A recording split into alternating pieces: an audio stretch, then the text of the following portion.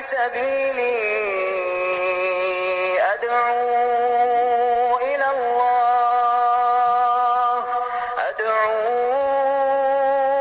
الله على بصيرة أنا ومن اتبعني وسبحان الله وما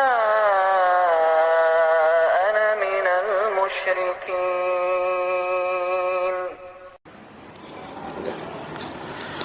Assalamualaikum warahmatullahi wabarakatuh. Innal hamdalillah nahmaduhu wa nasta'inuhu wa nastaghfiruhu wa natubu ilaih. Wa na'udzu billahi min sururi anfusina wa min sayyiati a'malina. May yahdihillahu fala mudhillalah wa may yudlil fala hadiyalah. Asyhadu an la ilaha illallah wahdahu la syarikalah wa asyhadu anna Muhammadan 'abduhu wa rasuluhu la nabiyya ba'da. Amma ba'du fa inna asdaqal haditsi kitabullah wa khairal hadi hadi Muhammadin sallallahu alaihi wasallam wa syarral umuri muhdatsatuha fa inna kulla muhdatsatin bid'ah wa kulla bid'atin dhalalah wa kulla dhalalatin finnar. Jemaah pengajian rahimani wa rahimakumullah, semoga Allah Subhanahu wa taala merahmati kita semuanya. Alhamdulillah pada malam hari ini kita semua bisa sama-sama duduk untuk mengkaji warisan Rasulullah sallallahu alaihi wasallam dari kitab Riyadhus Shalihin karya Al-Imam An-Nawawi rahimahullahu taala. Jemaah pengajian rahimani wa rahimakumullah, kita tahu bersama Al-Imam An-Nawawi rahimahullahu ta'ala imam ahlus sunnah wal jamaah yang karya-karyanya sangat luar biasa sekali, dipakai di seantero dunia, lintas madhab. Beliau Imam Asy-Syafi'i madhab Syafi'i, akan tapi betapa banyak ulama-ulama madhab fikih lainnya memakai dan mempelajari kitab-kitab beliau. Dan biasanya jemaah pengajian rahimani wa rahimakumullah, semoga Allah Subhanahu wa taala merahmati kita semuanya,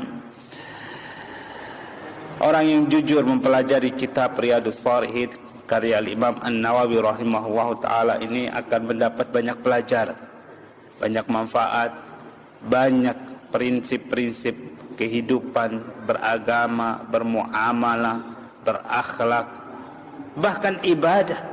Walaupun beliau di sini barangkali jemaah pengajian rahimani wa rahimakumullah mengarang kitab Riyadhus Shalihin ini bukan hanya khusus untuk ibadah. Jemaah pengajian rahimani wa rahimakumullah, semoga Allah Subhanahu wa taala merahmati kita semuanya. Malam hari ini kita akan melanjutkan bacaan kita dari kitab Riyadhus Shalihin di bab yang ke-91, babul wa'dhi, bab nasihat wal iktisadu fihi, dan anjuran untuk meringkas nasihat. Pada pertemuan yang telah lalu kita sudah mentadabburi ayat yang dibawakan oleh Imam An-Nawawi dari surat An-Nahl ayat yang ke-125, ud'u ila sabili rabbika bil hikmah, ajaklah ke jalan Rabbmu dengan penuh hikmah, wal mau'izatil hasanah, dengan nasihat yang baik, wajadilhum billati hiya ahsan, dan debatlah, dialoglah dengan mereka dengan cara yang terbaik. Jemaah pengajian rahimani wa rahimakumullah, setelah membawakan firman Allah Subhanahu wa taala ini, Al-Imam An-Nawawi rahimahullah taala membawakan beberapa hadis Rasulullah sallallahu alaihi wasallam. Hadis yang pertama beliau bawa kawan Abi Wa'il, beliau berkata dari Abi Wa'il Syaqiq ibnu Salamah radhiyallahu taala anhu, sahabat Syaqiq ibnu Salam radhiyallahu anhu, qala, beliau berkata, kana Ibnu Mas'udin radhiyallahu anhu yudzakkiruna fi kulli khamisin marratan. Sahabat Abdullah ibnu Mas'ud radhiyallahu anhu menasihati kami, mengingatkan kami, maksudnya membuat majelis pengajian seperti ini, fi kulli khamisin, di setiap hari Kamis, marratan, cuman sekali saja. Faqala lahu rajulun, pada saat itu seorang berkata kepada beliau, meminta kepada beliau, ya Aba Abdurrahman, wahai Abu Abdurrahman, wahai sahabat Abdullah bin Mas'ud, lawadittu annaka dzakartana kulla yaum. Saya sangat ingin sebenarnya jika engkau memberi kami peringatan setiap hari, minta pengajian setiap hari. Faqala, kemudian sahabat Abdullah bin Mas'ud berkata, ama innahu yamna'uni min dzalika anni akrahu an ummillakum. Sebenarnya tidak ada yang menghalangi aku untuk memberi nasihat setiap hari. Hanya saja saya tidak suka kalau saya nanti akhirnya membuat kalian bosan. Wa inni atakhawwalukum bil mau'idhah, oleh karena itu saya menyela-nyela. Jadi tidak rutin memberi kalian nasihat.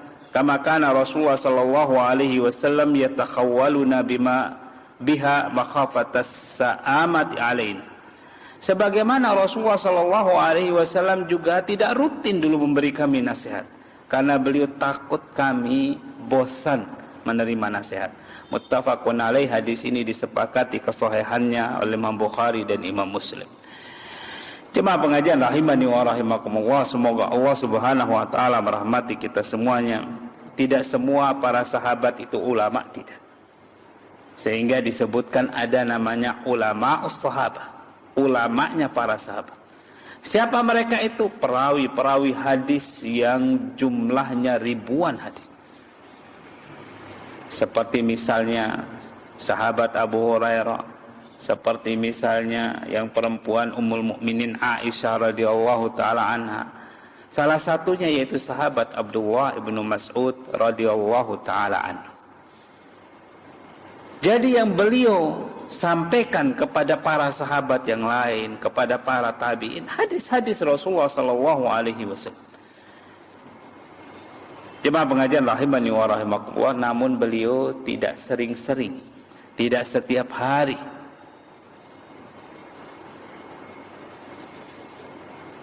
Berbeda dengan penuntut ilmu yang ingin memang mengkhususkan diri mempelajari ilmu agama.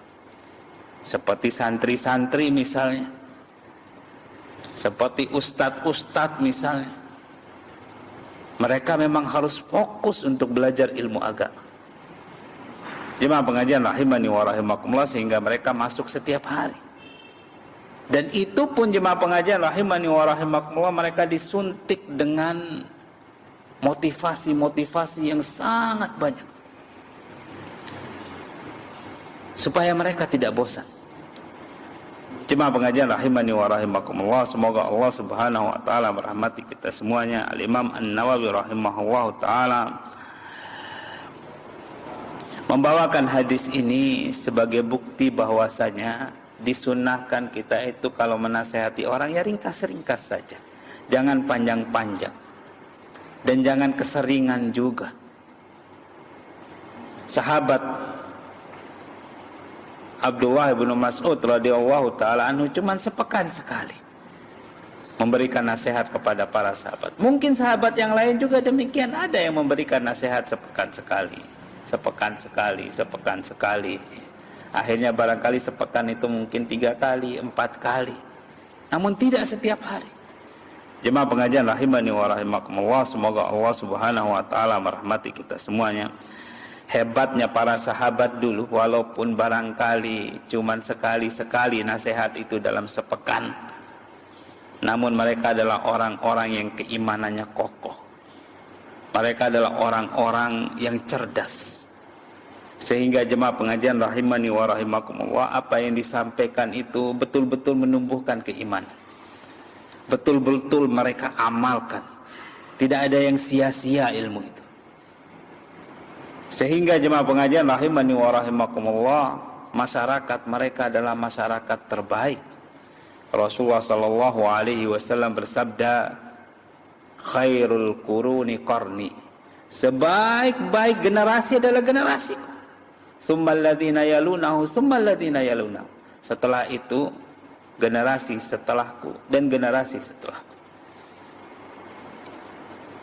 Kemudian setelah itu jemaah pengajian rahimani wa rahimakumullah, generasi-generasi semakin memburuk, semakin memburuk, semakin memburuk.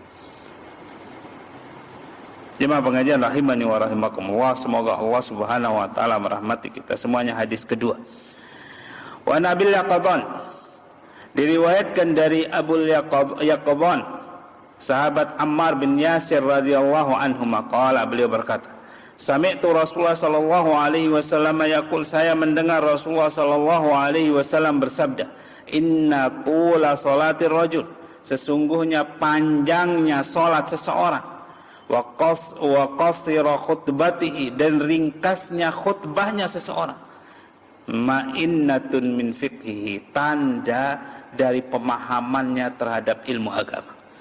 Fa'atilus shalah, oleh karena itu panjangkan salat, wa aksirul khutbah, pendekkan khutbah.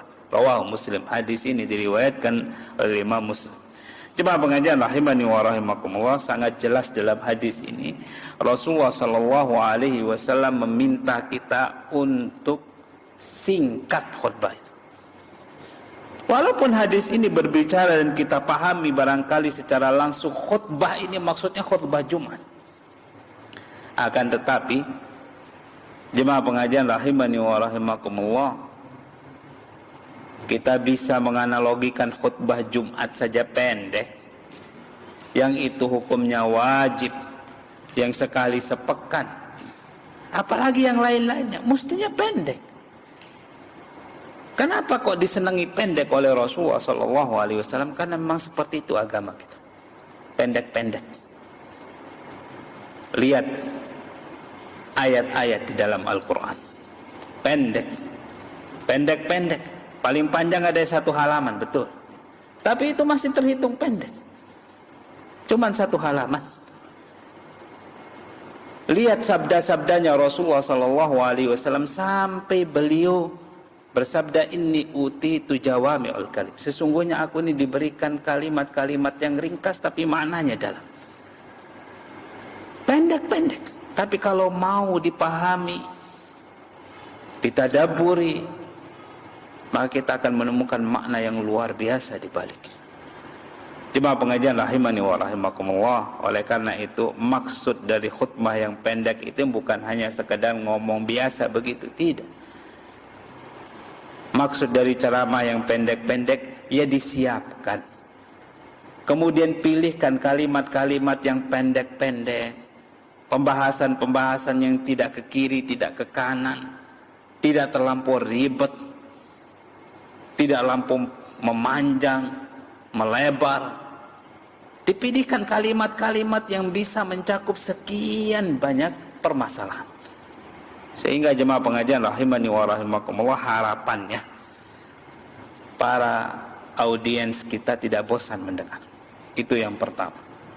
Harapannya yang keluar dari mulut kita ini adalah kalimat-kalimat yang pas, terarah, baik, rapi, dipahami dengan jelas. Harapannya juga jemaah pengajian rahimani wa rahimakumullah, agar yang kita sampaikan itu tidak semuanya, tidak,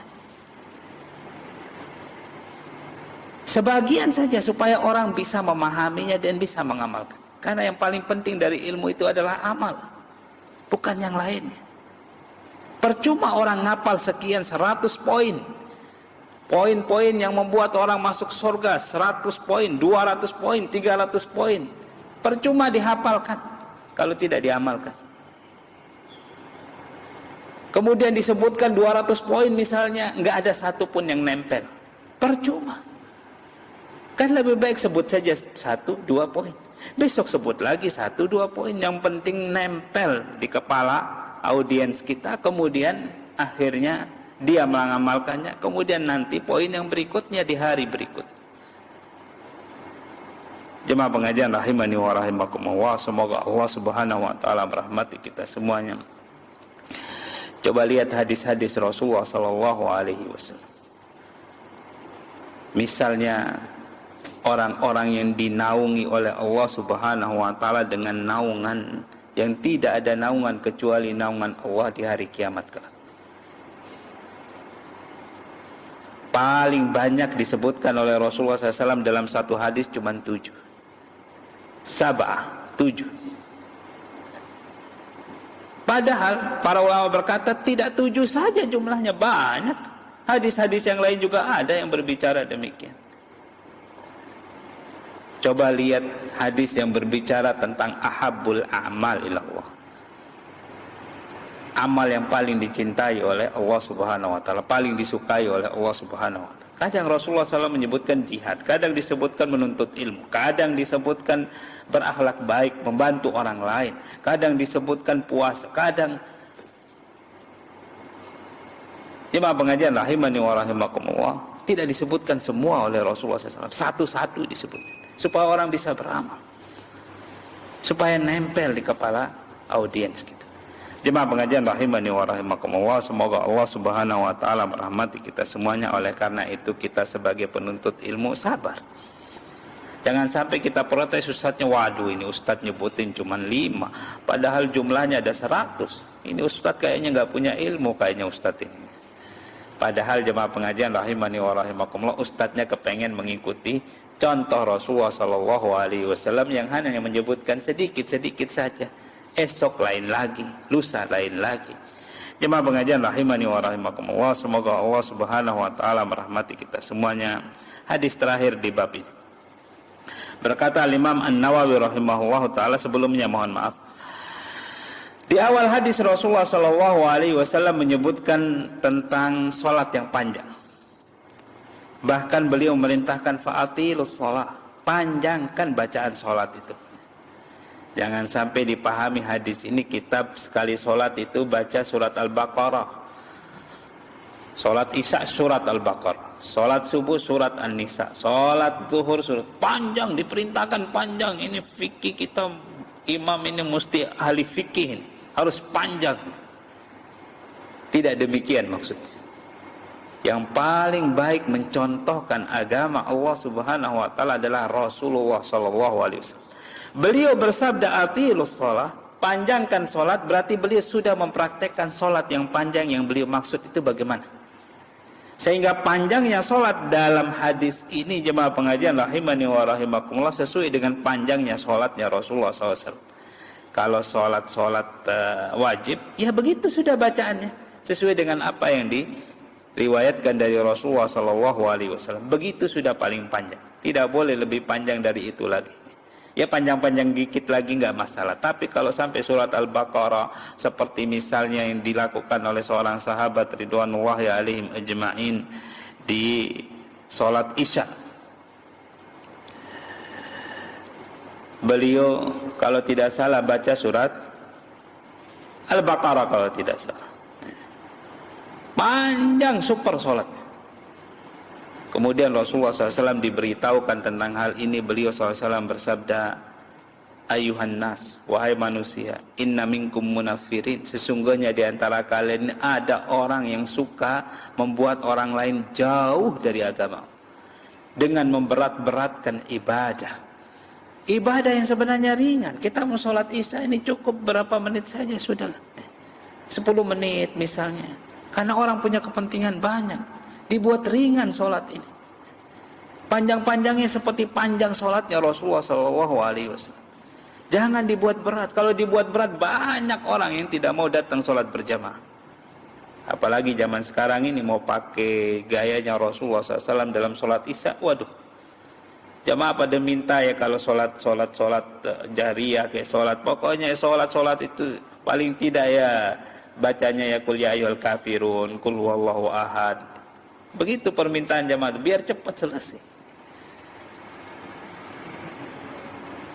Jemaah pengajian rahimani wa rahimakumullah, untuk awal-awal tidak mengapa demikian. Setelah jamaah kita mulai terbiasa, setelah mereka mulai banyak mendengar sabda-sabda Rasulullah SAW, naikkan tingkatnya sedikit, naikkan lagi sedikit sampai tingkatnya seperti di zaman Rasulullah SAW. Itu nanti jemaah pengajian rahimani wa rahimakumullah babnya ada di bagaimana tata cara sholatnya Rasulullah SAW. Bacaannya juga bagaimana di situ disebutkan dalam hadis-hadis. Diriwayatkan oleh para sahabat. Rasulullah sholat isya baca ini, sholat subuh baca ini. Jemaah pengajian rahimani wa rahimakumullah, semoga Allah Subhanahu wa taala merahmati kita semuanya.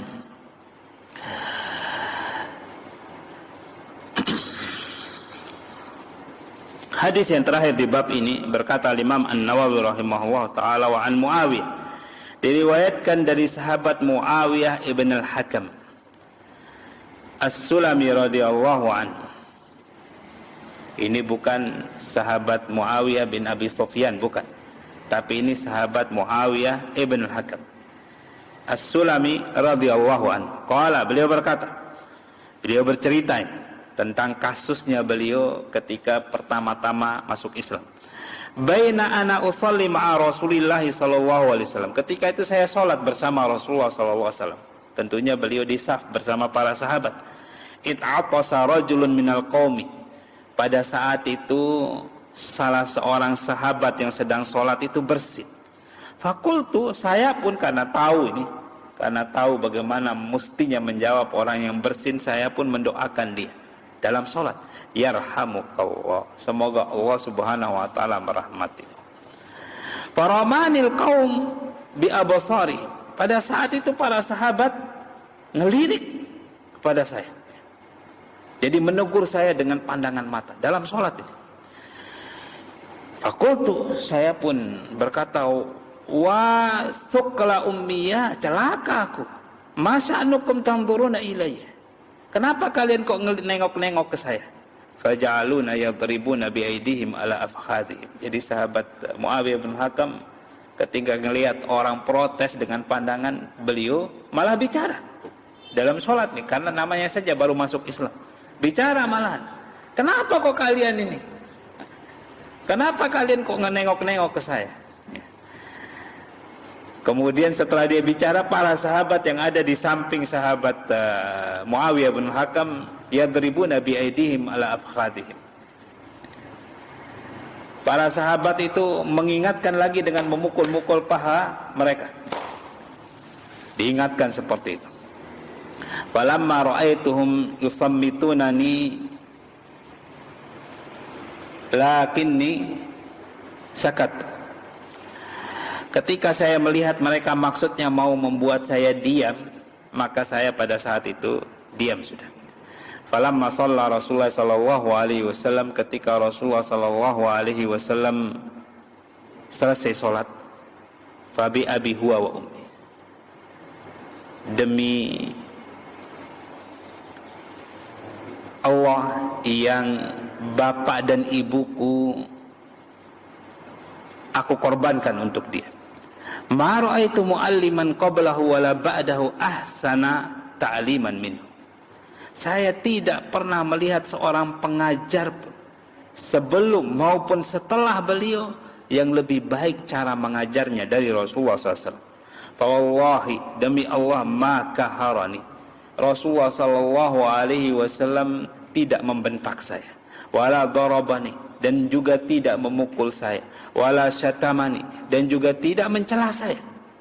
Beliau hanya mengajarkan beliau SAW bersabda, inna hadhihi shalah, sesungguhnya salat ini la yasluhu fiha syai'un min kalamin nas, tidak pantas di dalamnya itu ada kata-kata manusia.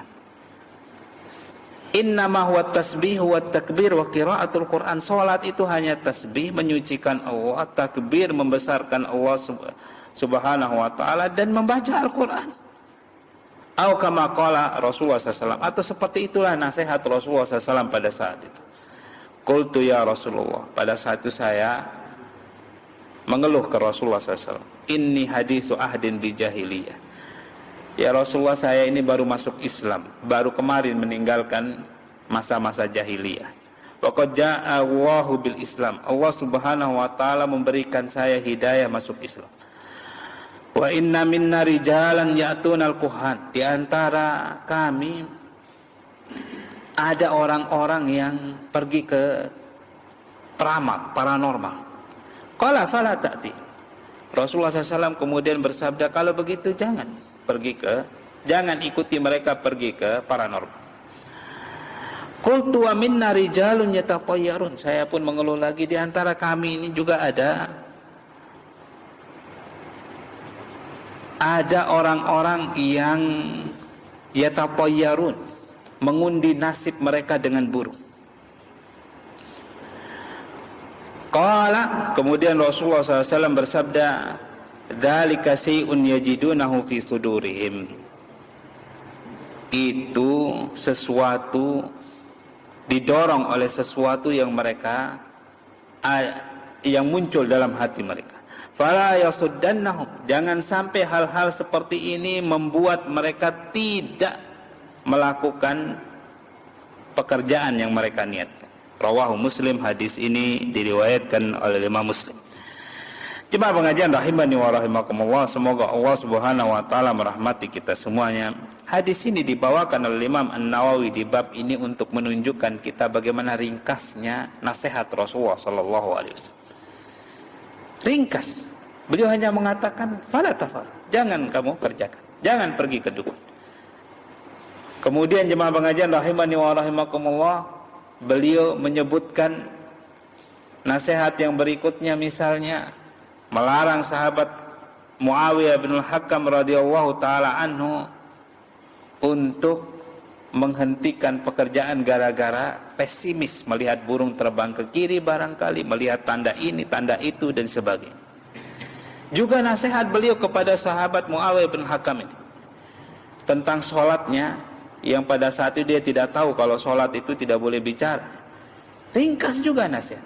Begitu juga nasihat Rasulullah SAW ini lembut, sampai-sampai sahabat Muawiyah bin Hakam ini bersumpah demi Allah Subhanahu wa taala, tidak ada orang yang lebih baik dari Rasulullah SAW dalam menasihati orang. Tidak dibentak-bentak orang, tidak dicela-cela, tidak juga dipukul-pukul,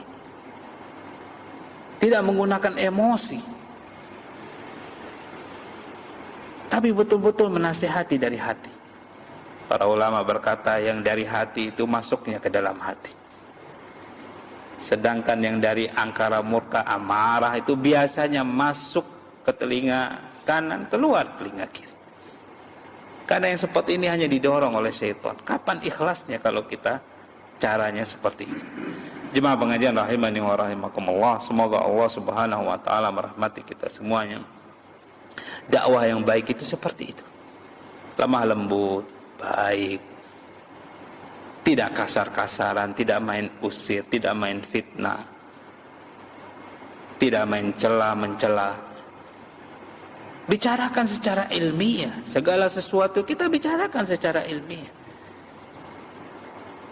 Jemaah pengajian rahimani wa rahimakumullah, betapa banyak di dunia ini tuduhan-tuduhan yang tidak berdasar, banyak sekali.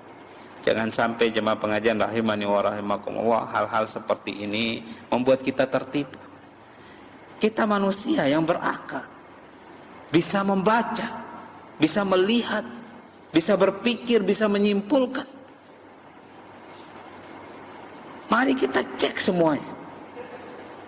Jemaah pengajian rahimani wa rahimakumullah, selain itu banyak pelajaran yang bisa kita ambil dari hadis yang mulia ini.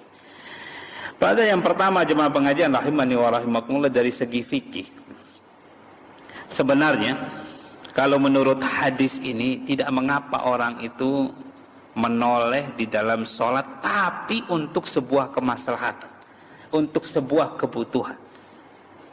Misalnya jemaah pengajian rahimani wa rahimakumullah, semoga Allah Subhanahu wa taala merahmati kita semuanya, ada suara yang mencurigakan, jangan-jangan suara ular. Pada saat itu kita melirik sedikit, tidak masalah. Atau ada anak jemaah pengajian rahimani wa rahimakumullah yang lari, jatuh misalnya, pas di depan kita, menangis. Tidak masalah kita melirik sedikit, bahkan kita bantuin sedikit, tidak apa-apa, untuk sebuah kemaslahatan. Begitu juga gerakan-gerakan yang ringan, seperti tadi kita mau bantu anak misalnya, seperti sahabat Rasulullah SAW mendiamkan sahabat Muawiyah bin Hakam dengan tepuk-tepuk seperti itu, tidak masalah, tidak ditegur oleh Rasulullah SAW. Rasulullah SAW tidak menegur semuanya pada saat itu, yang ditegur cuma sahabat Muawiyah. Sahabat yang mengingatkan sahabat Muawiyah dengan lirikan mata tidak ditegur oleh Rasulullah SAW. Sahabat yang mengingatkan sahabat Muawiyah bin Hakam dengan tepuk-tepuk paha seperti itu juga tidak ditegur oleh Rasulullah SAW. Jadi menurut kesimpulan fikihnya dari hadis ini jemaah pengajian rahimani wa rahimakumullah, tidak mengapa. Cuman kenapa dalam kalau kita belajar fikih itu yang seperti ini sangat ya seolah-olah tidak boleh sama sekali. Karena memang jemaah pengajian rahimani wa rahimakumullah, banyak orang yang mempermudah-mudah urusan. Dibilangin misalnya tidak apa-apa untuk sebuah kemaslahatan, dia malah mempermudah urusan itu menjadi lebih luas lagi.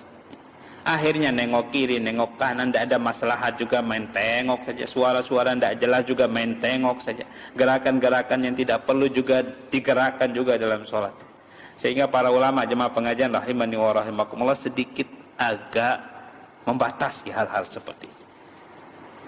Pada asalnya hukumnya jemaah pengajian rahimani wa rahimakumullah boleh.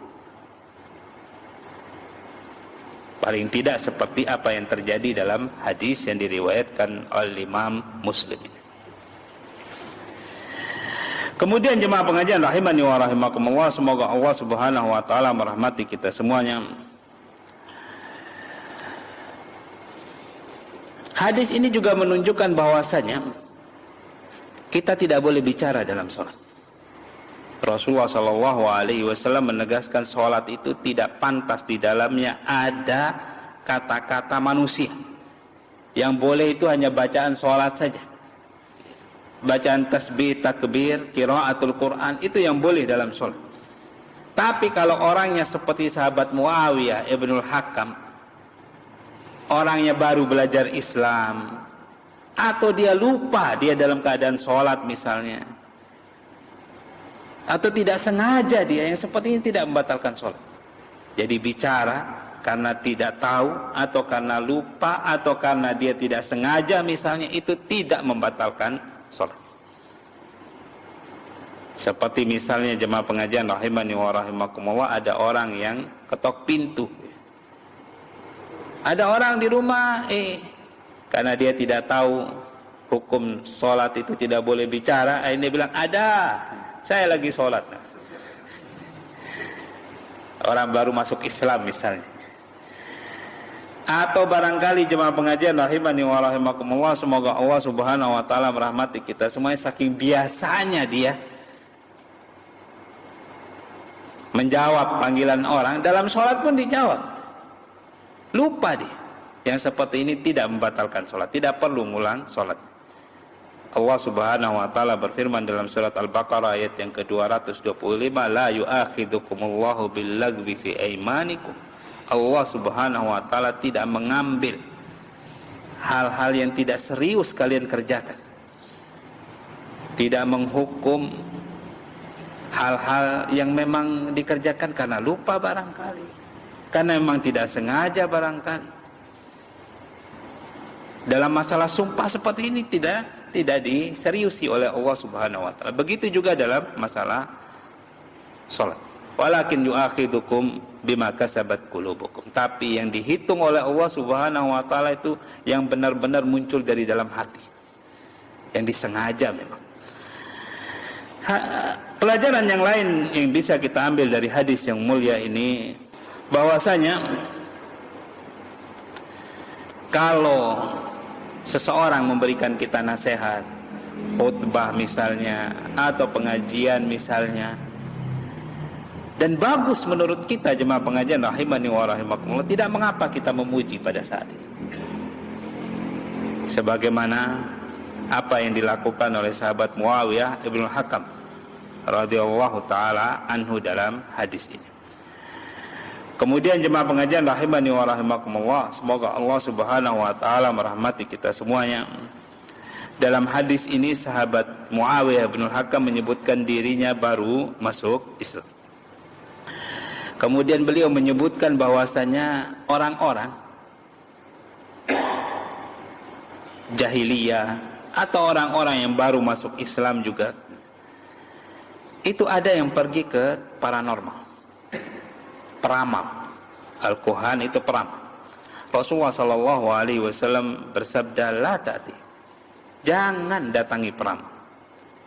Peramal itu jemaah pengajian rahimani wa rahimakumullah, orang-orang yang didatangi syaitan dari kalangan jin, yang membisikkan kepada dia hal-hal yang dia sangka itu adalah ilmul ghaib. Yang padahal jemaah pengajian rahimani wa rahimakumullah, Allah Subhanahu wa taala berfirman, "Qul," katakan wahai Muhammad, La ya'lamul ghaiba man fis samawati wal ardi. La ya'lamu man fis samawati wal ardi al-ghaiba illallah. Tidak ada yang tahu tentang yang gaib di bumi dan di langit itu kecuali Allah Subhanahu wa taala. Dalam surat Jin, jemaah pengajian rahimani wa rahimakumullah, sangat jelas di situ disebutkan. Dulu para jin itu yang menjadi kaki tangannya para peramal itu biasanya curi dengar di atas langit sebelum diutusnya Nabi SAW. Sehingga peramal-peramal zaman dulu itu hebat-hebat ramalannya. Seperti misalnya peramalnya Fir'aun, meramal bahwasanya Fir'aun akan jatuh di tangan seorang anak Bani Israel, sehingga Fir'aun memutuskan semua anak laki-laki Bani Israel harus dibunuh. Yang lahir laki-laki, bahkan Fir'aun memerintahkan tentara-tentaranya untuk nyebar, nungguin ibu yang melahirkan, lihat kelaminnya. Kalau laki-laki, sikat langsung, bunuh langsung. Dan betul kejadian, Fir'aun jatuh mati karena Nabi Musa alaihissalam. Jemaah pengajian rahimani wa rahimakumullah. Tapi setelah diutusnya Nabi SAW, para jin tidak ada lagi yang bisa mencuri dengar dari langit. Karena begitu dekat mau curi dengar, dilempar dengan bola-bola api oleh para malaikat. Dibaca surat jin itu, terjemahannya dibaca. Jadi paranormal zaman sekarang ini semuanya kadzab, pendusta. Semua pendusta. Tidak ada yang tahu yang gaib zaman sekarang. Misalnya Ustaz, ketepaan dia ini kok betul. Itu namanya ketepaan. Sama seperti kita ini bisa prediksi sesuatu. Siapa yang menang nanti malam? Kalau lihat dari skuadnya, ini yang menang nanti malam Arsenal ini, atau MU misalnya yang menang. Kita bisa lihat itu prediksi. Dilihat dari sekian banyak pertandingan yang menang ini. Peramal juga begitu, jin-jin juga begitu juga. Mereka bisa juga memprediksi sesuatu. Jadi jangan pikir mereka kalau tepat ngomongnya itu, wah hebat, tahu yang gaib. Enggak. Sudah tidak ada yang tahu yang gaib sekarang ini. Sudah tidak ada jin-jin yang bisa curi dengar zaman sekarang, enggak ada. Jemaah pengajian rahimani wa rahimakumullah. Oleh karena itu Rasulullah SAW mengancam orang-orang yang mendatangi paranormal. Beliau SAW bersabda, man atakahinan aw arrafan, barang siapa yang mendatangi paranormal, dukun, fala tuqbalu salatuhum arba'ina yawm, tidak diterima salatnya 40 hari. Itu kalau cuma datang doang ini. Datang tanya-tanya tidak percaya. Tapi kalau dia fasaddaqahu, dia percaya, faqad kafara bima unzila ala Muhammad, maka dia telah kafir terhadap apa yang diturunkan kepada Nabi Muhammad SAW. Karena Allah menegaskan tidak ada yang tahu tentang urusan gaib itu kecuali Allah, di langit maupun di bumi, enggak ada. Dijelaskan di surat Jin juga, jin-jin sudah tidak bisa mencuri dengar di atas langit. Sudah jelas di dalam Al-Quran disebutkan. Cuman para nabi saja yang dikasih tahu beberapa hal yang gaib. Itu pun Allah Subhanahu wa taala memerintahkan malaikat untuk menjaga di depan dan di belakang, supaya jin-jin itu tidak bisa curi juga dari Rasulullah SAW. Ketika dikasih tahu Rasulullah SAW bahwasanya ke depan akan begini, itu sudah ada malaikat di depan, di belakang, sehingga jin-jin sudah tidak bisa dekat. Apa yang bisa mereka dengar? Enggak ada. Itu yang disebutkan di dalam surat Jin. Kalau kita percaya ada paranormal yang tahu yang gaib, artinya kita kufur terhadap firman Allah di surat An-Naml ayat yang ke-65, firman Allah di surat Al-Jin. Itu maksudnya hadis tersebut. Tidak beriman artinya kita dengan ayat-ayat. Cuman yang boleh itu kita mendatangi seperti gayanya Rasulullah SAW mendatangi seorang paranormal yang dikatakan paranormal di zaman Rasulullah SAW, Ibnu Sayyad. Didatangi oleh Rasulullah SAW, ditanya oleh Rasulullah SAW, ma fi qalbi, apa yang ada dalam hati. Ibnu Sayyad berkata, duh. Padahal dalam hati Rasulullah SAW menyembunyikan surat Ad-Dukhan. Dia cuma bisa tahu duh seperti itu. Tidak dilanjutkan alif dan nunnya itu. Ini saja boleh, seperti perilaku pesulap merah dan sebagainya itu. Tidak mengapa, untuk membuktikan kalau semua paranormal pendusta. Waalaikumsalam. Terkait pada masyarakat Rasulullah kan membawa agama ini sama dengan membawa masyarakat. Sementara yang dihadapi masyarakat yang masih jahiliyah. Kira-kira apa yang digunakan oleh masyarakat jahiliyah itu seperti Abu Bakar, Umar yang terkenal cerdas itu, sehingga mereka tidak mampu menolak kebenaran, termasuk para ahli kitab walaupun mereka tidak masuk Islam, tapi mereka mengaku bahwa apa yang disampaikan oleh Muhammad ini adalah kebenaran. Nah, kira-kira kalau kita bandingkan dengan sekarang ini, ilmu yang digunakan itu apa beda? Bagaimana? Jadi Ustaz sempat menyinggung paranormal. Tapi sekarang yang diberikan Ustaz, apa sampai sekarang ini masih muncul apa saya atau amalan-amalan baru yang sebenarnya belum pernah dikenal. Jadi ada di suatu kelompok pengajian Ustaznya itu dengan solehannya, dengan murid-murid sepertinya, dia mengklaim dirinya mendapatkan bisikan gaib, baik itu dia dalam mimpi atau berjaga. Di dalam bisikan itu ini ada amalan sholawat ini, ada amalan ini. Nah itu terus diajarkan ke para pengikutnya. Nah seperti hal seperti ini apakah termasuk dalam beragama atau bagaimana? Ya. Saya pikir doa itu cukup dulu. Ya silakan Ustaz. Bismillah, alhamdulillah, wassalatu wassalamu ala rasulihi wa ala alihi wa sahbihi wa mawalah wa ba'du. Jemaah pengajian rahimani wa rahimakumullah, semoga Allah subhanahu wa ta'ala merahmati kita semuanya.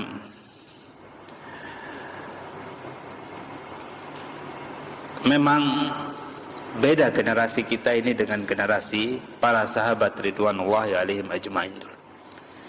Praktis jemaah pengajian rahimani wa rahimakumullah, yang disampaikan oleh Rasulullah SAW itu firman-firman Allah. Yang disampaikan oleh Rasulullah SAW itu hadis-hadis yang juga kita baca sekarang. Dan Rasulullah SAW tentunya tidak seperti saya menyampaikan jelasnya. Karena beliau hanya menyampaikan hadis, dipahami oleh para sahabat. Kalau kita di majelis ini hadisnya disampaikan, perlu dijelaskan lagi. Apa itu poin pelajaran-pelajaran yang bisa kita ambil di situ? Mengapa demikian jemaah pengajian rahimani wa rahimakumullah? Suasana yang berbeda. Jadi kalau mereka mendengar Rasulullah SAW itu membaca firman Allah dan sabda Rasulullah SAW, mereka langsung tahu. Oh iya, latar belakangnya begini. Berarti maksudnya seperti ini. Rasulullah SAW bersabda begini, latar belakangnya begini, kejadiannya begini, sehingga maksudnya demikian. Itu yang pertama membedakan. Yang kedua yang membedakan jemaah pengajian rahimani wa rahimakumullah, bahasa zaman dulu dengan bahasa zaman sekarang beda. Beda dari sisi jemaah pengajian rahimani wa rahimakumullah susunannya atau istilah-istilah yang dipakai. Istilah-istilah yang dipakai misalnya susunan-susunannya zaman dulu ringkas-ringkas. Orang bisa langsung paham. Zaman sekarang ini agak bertele-tele terkadang itu bahasa mesti bahasa hadis itu dibuatkan bahasanya agak panjang sedikit biar nyambung dengan bahasa zaman sekarang. Kemudian jemaah pengajian rahimani wa rahimakumullah, semoga Allah Subhanahu wa taala merahmati kita semuanya. Kalau yang kita kenali bersama ya jelas beda bahasa Arab dengan bahasa Indonesia. Orang yang mengerti bahasa Arab bahkan dari kecil memang pakai belajar bahasa Arab fushah, yang bahasa Arab Al-Qur'an, yang dengannya Al-Quran diturunkan dengan gaya bahasa seperti itu. Rasulullah SAW bersabda, tentu mereka itu lebih bisa memahami. Dengan kita yang sekarang ini bahasanya bahasa Indonesia, kemudian kita tidak mengetahui istilah-istilah, susunan bahasa, susunan kalimat yang mereka pakai sebenarnya apa yang terkandung di dalamnya. Yang berikutnya jemaah pengajian rahimani wa rahimakumullah, yang paling esensial bahwasanya Allah Subhanahu wa taala memang memilihkan untuk rasulnya itu para sahabat yang cocok hidup bersama Rasulullah sallallahu alaihi wasallam. Dipilihkan orang-orang yang cerdas. Seperti misalnya yang terkenal cerdas sekali sahabat Umar bin Khattab radhiyallahu taala. Sampai para ahli fikih zaman sekarang geleng-geleng kepala. Ada namanya jemaah pengajian rahimani wa rahimakumullah dalam ilmu faraid. Dalam ilmu faraid itu satu masalah yang kalau kita kotak-katik dengan rumus ilmu faraid itu nggak akan ketemu jawabannya. Karena bingung gitu, pembagiannya tidak cocok. Sahabat Umar bin Khattab ditanyakan, pertama kali masalah ini muncul, begitu ditanyakan langsung bisa jawab. Tidak pakai otak-atik rumus dan sebagainya. Sekali mikir, oh begini jawabannya. Dan itu dipertahankan sampai hari ini. Begitu cara ngitungnya, seperti sahabat Umar bin Khattab. Cerdas, dari situ kita lihat, cerdas sekali ini orang. Seolah-olah profesor matematika. Jemaah pengajian rahimani wa rahimakumullah, semoga Allah Subhanahu wa taala merahmati kita semuanya. Kemudian yang paling juga penting juga esensial juga, seperti yang disebutkan oleh Al-Imam Al-Hasan Al-Basri, yang membedakan kita dengan para sahabat itu syai'un waqara fi qalbi, sesuatu yang menancap dalam dada mereka. Apa itu jemaah pengajian rahimani wa rahimakumullah? Keimanan yang kokoh terhadap Allah dan Rasul. Sangat percaya sekali, luar biasa, tinggi betul tingkat kepercayaan. Kalau jemaah pengajian rahimani wa rahimakumullah, para sahabat dulu membela Rasulullah sallallahu alaihi wasallam bisa dilihat di perang Uhud. Rasulullah sallallahu alaihi wasallam dilindungi dengan badan. Tidak pakai latihan seperti pas pampres dan sebagainya, enggak. Dilindungi ke badan dengan keimanan. Ada panah yang datang, mereka yang melindungi diri, melindungi Rasulullah SAW dengan badan mereka. Diajak perang ke sana kemari oleh Rasulullah SAW, mereka siap. Di tengah terik panas yang luar biasa, meninggalkan pertanian tanpa gaji. Kalau tentara-tentara zaman sekarang ini kan gajinya wow, luar biasa. Begitu pulang perang naik pangkat, ya naik gaji, dengan peralatan super, kemudian anti peluru dan sebagainya, sudah hebat sudah. Di zaman Rasulullah SAW tidak ada yang seperti, tidak ada gaji-gajian. Mereka akan menghadapi peperangan, kalau kalah rugi jiwa-jiwa mereka. Kalau menang bisa jadi ada pembagian harta rampasan perang. Di perang Tabuk mereka meninggalkan pertanian. Yang angin panas itu akan membuat korma mereka matang. Kalau korma matang tinggal dipetik dan dijual. Itu ditinggalin oleh para sahabat. Pergi mengarungi padang pasir yang panas, mengikuti Rasulullah SAW untuk melawan pasukan Romawi. Pasukan Nadidaya pada saat melawan Amerika. Seperti itulah zaman sekarang, dengan persenjataan yang tidak selengkap orang-orang Romawi. Jemaah pengajian rahimani wa rahimakumullah, semoga Allah Subhanahu wa taala merahmati kita semuanya. Yang membedakan satu, keimanan. Yang paling penting itu. Orang kalau sudah penuh keimanan, kemudian mendengar firman Allah, sabda Rasulullah sallallahu alaihi wasallam, Allah akan memberikan dia pemahaman, memberikan dia sekian banyak pelajaran yang bisa diambil. Itulah hakikat dari firman Allah Subhanahu wa taala, wattaqullah wa yu'allimukumullah. Bertakwalah kepada Allah, niscaya Allah akan mengajarkan kalian. Bukan berarti jemaah pengajian rahimani wa rahimakumullah kita bertakwa sholat tapi tidak belajar-belajar. Salah pengertian hadis itu, ayat tersebut. Yang betul itu kita bertakwa, dengan ketakwaan itu kita belajar, menerima ilmu, menerima firman Allah, sabda Rasulullah SAW. Pada saat itulah kita akan memahami dengan pemahaman yang Masya Allah, karena diilhamkan oleh Allah Subhanahu wa Ta'ala. Jemaah pengajian rahimani wa rahimakumullah, untuk pertanyaan yang kedua mungkin kita pending, kita pending dulu, barangkali nanti habis sholat karena sudah insya Allah pada pertemuan yang berikutnya juga bisa ya. Pertama kita Iya. itu karena waktu sudah tidak mengizinkan. Demikian, silakan tutup. Ya, semoga Allah Subhanahu wa Ta'ala menjadikan kita orang-orang yang selalu bertakwa, orang-orang yang selalu berada di atas siratul mustaqim sampai kita semua dipertemukan di surganya Allah Subhanahu wa Ta'ala kelak. Wa akhiru da'wan alhamdulillahi rabbil alamin. Subhanakallahumma rabbana bihamdika asyhadu an la ilaha illa anta astaghfiruka wa atubu ilaik. Wassalamualaikum warahmatullahi wabarakatuh.